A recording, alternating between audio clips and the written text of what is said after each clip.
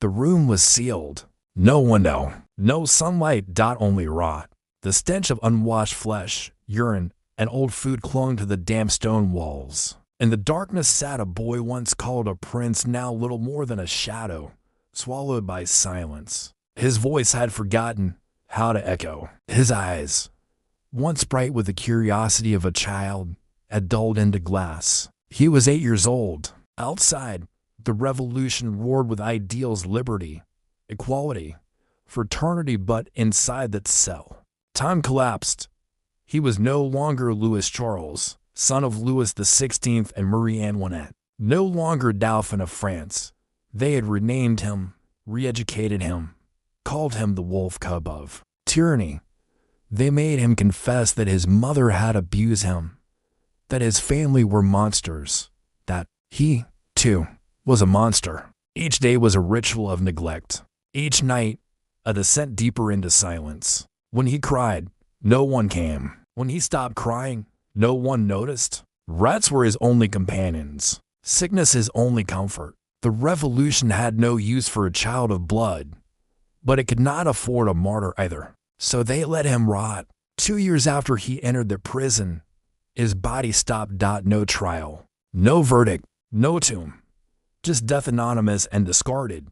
But the story doesn't end there. When physicians opened his corpse, they removed his heart, not for science, not for justice, but for remembrance or revenge. The heart would outlive the boy by centuries. It would be past, hidden, lost, rediscovered like a relic of a forgotten god. Meanwhile, his bones, his body vanished. A king without a kingdom, a son without a grave, a child without a name.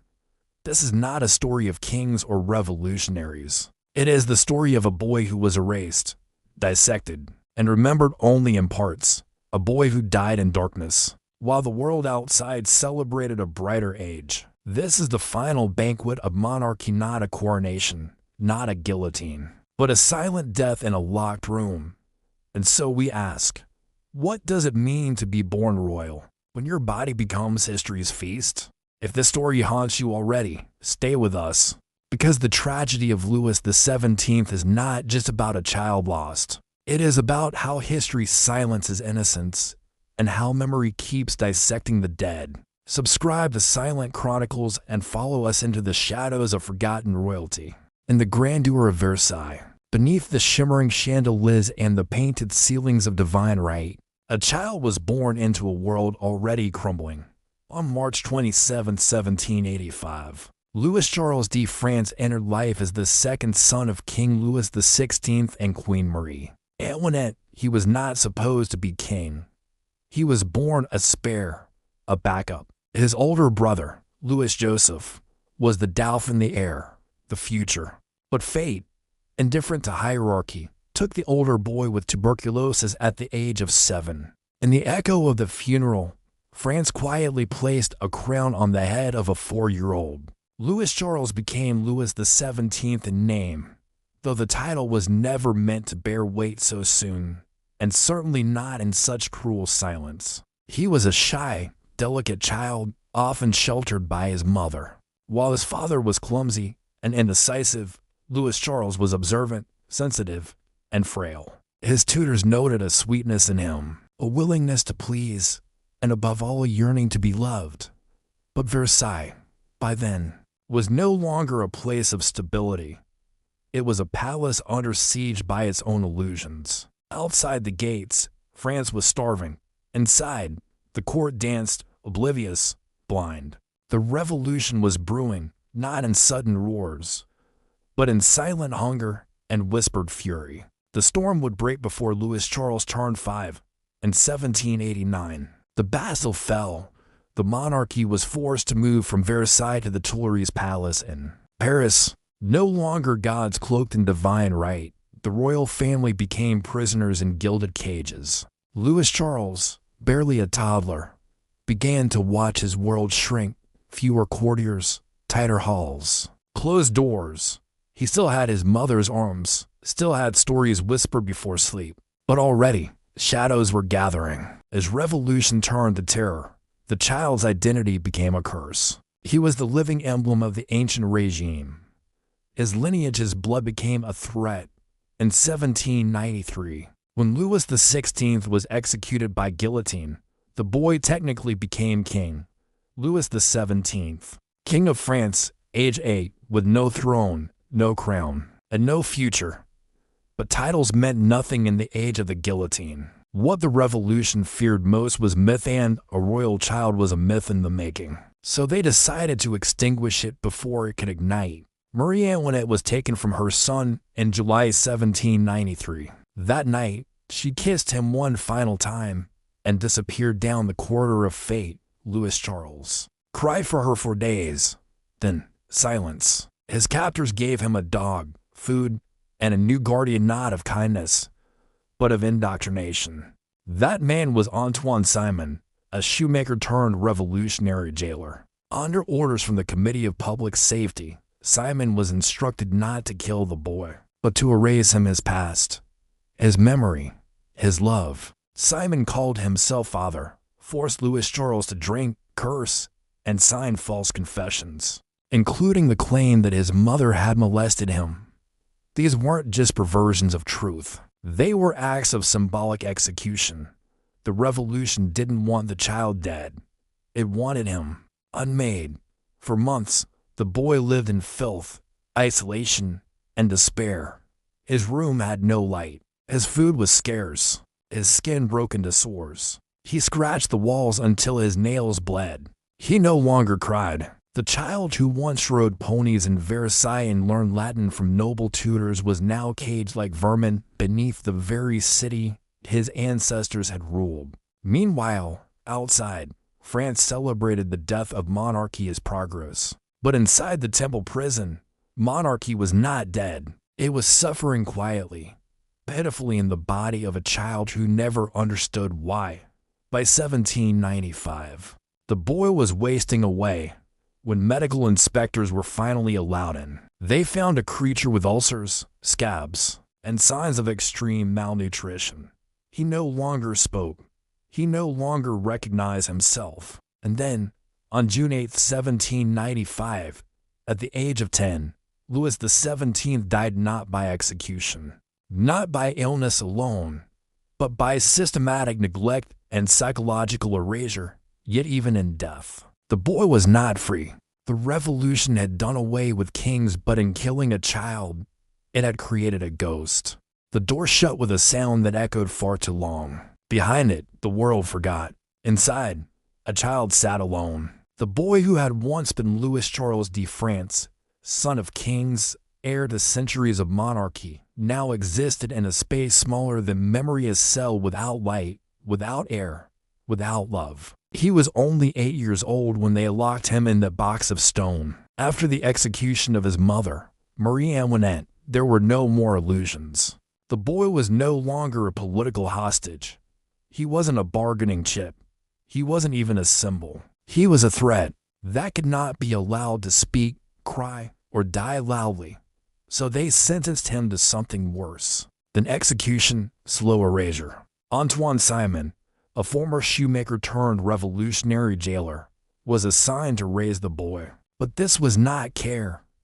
It was degradation dressed as guardianship. Simon called himself father, forced the child to drink alcohol, beat him until he cursed the memory of his own parents, and made him sign grotesque confessions, among them the claim that his mother had sexually abused him. He didn't know what the words meant, but he signed. After Simon was removed from the prison in early 1794, no one replaced him. No one entered the cell. No one spoke to the child. Food was pushed through a hole in the wall when it came. He was left to rot in the dark.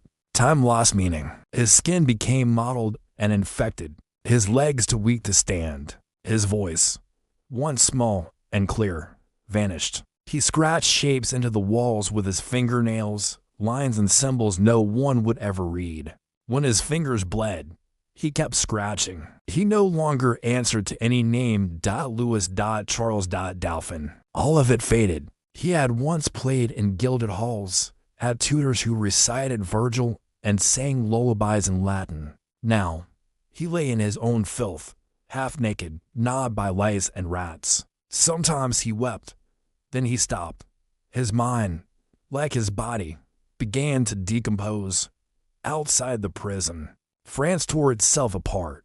Robespierre rose and fell, heads rolled in the Place de la Revolution. Names changed, calendars reset, but no decree was issued for the child in the stone box. By early 1795, the boy no longer looked human. His body was covered in ulcers. His eyes were swollen shut, his belly bloated from starvation. He no longer recognized his own reflection, though there were no mirrors left to show him. He no longer spoke. He no longer moved. Eventually, the new government allowed a group of doctors to enter the cell. What they found horrified even those accustomed to revolutionary violence. The child was skeletal. His clothes had rotted into his wounds. His breath came in short, shallow gasps. They tried to speak to him, but he didn't answer. One doctor offered him a flower. He took it, held it for a moment, then let it fall from his hand, as if he had forgotten what softness was. 3 days later, on June 8, 1795, he died. 10 years old. Alone. No trial. No monument. No name. And yet, his body was not left in peace. A physician conducting the autopsy, perhaps out of pity, perhaps out of guilt, cut open the boy's chest and secretly removed his heart. He hid it in his pocket. The rest of the body was discarded in a mass grave, without a coffin, without ceremony. France had no place for kings, not even dead ones. The heart survived. It passed through decades, through revolutions and restorations, hidden in drawers, buried behind bookshelves. When it was finally tested for DNA more than 200 years later, it confirmed what many feared to be true. The heart belonged to Louis XVII. The boy had truly died. The impostors had lied. There had been no escape. He had died as he lived, unheard, unseen, unclaimed. A heart without a body, a name without a voice, a king without a kingdom, a child without a childhood. There is a silence so deep, it swallows thought, a kind of silence that isn't quiet, but suffocating dense with all the words that should have been spoken, all the hands that should have reached out, all the lives that should have protected a child. Louis XVII reached that silence long before he died. There was no single moment of collapse, no last gasp of resistance, just the slow, quiet unraveling of a human soul in captivity. They found something curled in a corner, wrapped in rags that clung to his skin like mold. He didn't flinch when they entered. He didn't look at them. He didn't cry. His eyes were open, but empty. One of them whispered later. He looked at us as if we were already ghosts. A boy who once knew the names of birds and stars now could not recall the sound of his own voice. Each day peeled away another layer. First language, then memory, then emotion, then even the basic sense of being alive. The autopsy report described him clinically. Ulcers, scabies, severe emaciation. No trace of royalty, no trace of identity. But as a question that history never answered, the revolution had succeeded not in killing him, but in deleting him, in reducing him to bones and rock, stripped of title, memory, and narrative. It's not even the solitude. It's the knowledge that he had already stopped believing he was real, that he had become what his captors wanted, a forgotten name, a discarded bloodline, a vessel without content, the shell of a dynasty, a name, perhaps a prayer, or nothing. They couldn't agree. Just a child-sized hole in French history, a boy with no voice, whose voice was taken so thoroughly that even his last breath is a matter of debate. They didn't write it down. No one asked him if he was afraid. No one told him he was loved. No one told him that his suffering was over. Just a silence so vast, it should echo forever. Hidden in cloth, passed from doctor to nobleman to priest, preserved in alcohol, forgotten, not found, worshipped, and eventually tested. In the year 2000, modern DNA confirmed what many had suspected. The heart was truly his. It wasn't death, not yet. It was the hollow space before death, stretched over months. When the doctors opened the cell, They didn't find a prince. They didn't even find a boy. He wasn't afraid. Fear requires hope. He had none left. The worst thing about Louis XVII's final days is not the starvation or the sickness. Some say he hummed to himself in the dark. Others claim he had imaginary conversations with his mother, his brother, the guards. Whether those stories are true or not, they come from a deep place of guilt and need to believe that he had something left inside. But there is no evidence, no letters, no spoken last words, only the heart removed from a corpse. The rest is silence. They say that on the last night, when he was slipping in and out of consciousness, the guards heard him whisper something. He died without a witness, and when his small, rotting body was finally dragged into the light, even in death, it was met with suspicion. But history is cruel in its irony. In the very act of erasing him, they ensured he would be remembered. Not as a king, not as a child. What is the weight of a child suffering in the balance of revolution? What does it mean to be born to power, only to have your humanity taken before your name? What do we inherit from a world that turns silence into punishment? The boy's body vanished into a pit, but his heart, stolen during autopsy, began a strange afterlife. The rest of him is still missing. There is no grave for Louis XVII, no marker, no site of mourning. This is not martyrdom. It is not tragedy in the classical sense. It is something quieter. It is annihilation by indifference. In a world full of speeches and ideals and blood and fire, he left behind no words. Louis XVII did not die of disease. He did not die of royal guilt. He did not even die of revolution. He died of neglect. He died of silence. It made a category of unlivable lives. People too royal to be forgiven, too young to be blamed, too symbolic to be spared. Louis XVII was not a ruler. He made no policy, waged no war, issued no decree. And yet, he had to be erased, because his body was a threat, a reminder of what the revolution sought to forget. He died because no one wanted to remember that he existed. All across time, children have borne the weight of regimes they never built, heirs to tyrants, sons of enemies, daughters of inconvenient legacies.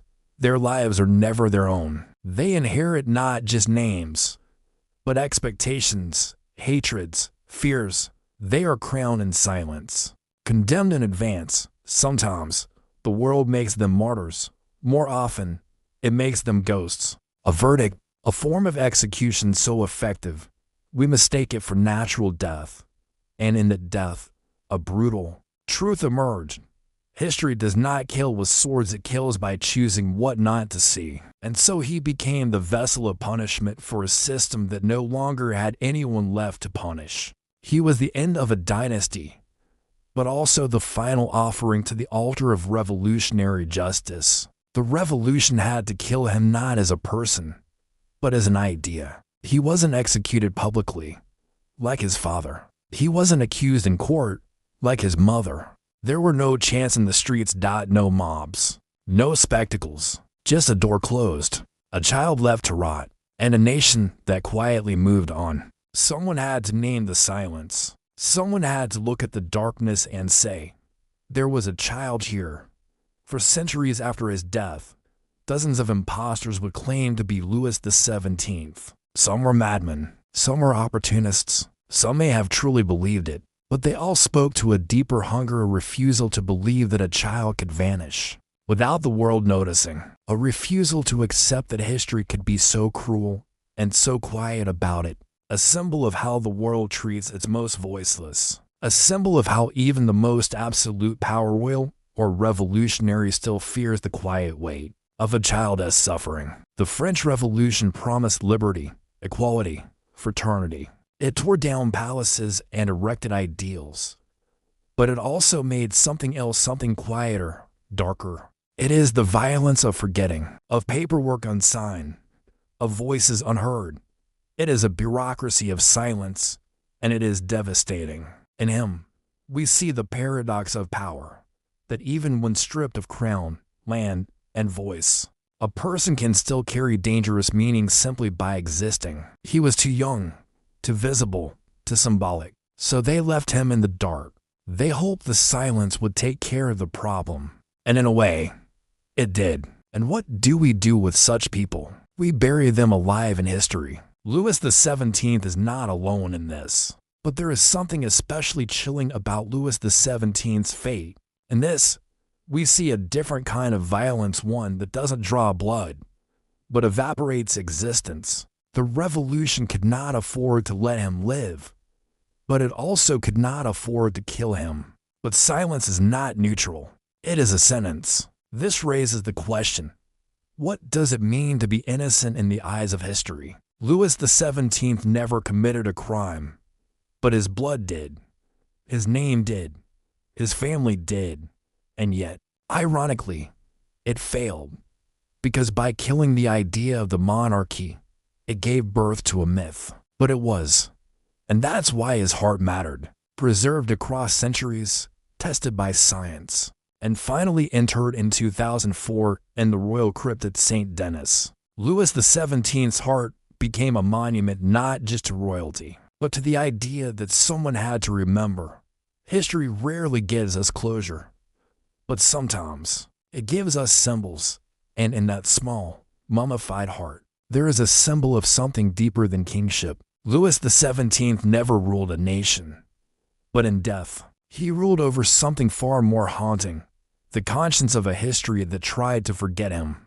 It is said that when the royal crypts at St. Denis reopened to receive his heart in 2004, the organ was placed in a small crystal urn, beneath a simple plaque. No grand procession, no trumpet, just a quiet ceremony. A century too late, the heart, darkened with time, sat in silence as if it had been listening all along.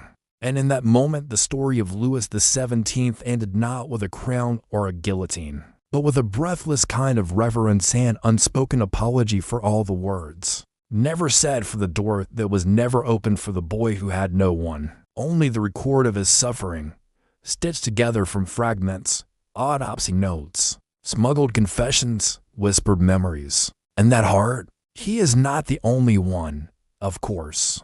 The world is full of forgotten children, caged by history, punished for names they didn't choose. But this child was born into the center of a storm and was never allowed to step out of it. There are no portraits of him grown up, no speeches, no grave to visit. Perhaps that is what remains most disturbing, not just the pain, but how easily it was ignored. How a boy could vanish in the middle of a city, and how the world could move on. But sometimes, silence leaves an echo, not crying, not screaming. And if you stand long enough and listen carefully, not to the voices of kings or revolutionaries, but to the space between, you might still hear him, just waiting to be remembered.